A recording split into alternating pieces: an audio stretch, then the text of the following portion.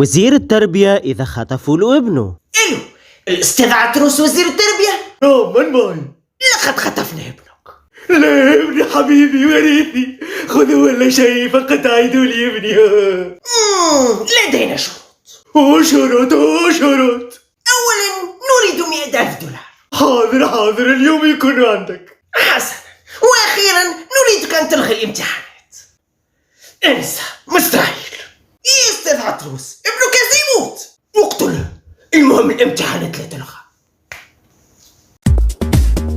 انظر، ها هي آتية. انظر عمن تتكلم، تلك الفتاة التي حدثتك عنها.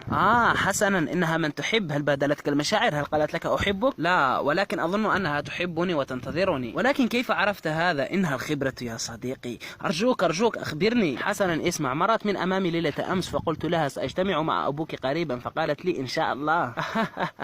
ألا تعلم بأن أبوها ميت منذ سنين؟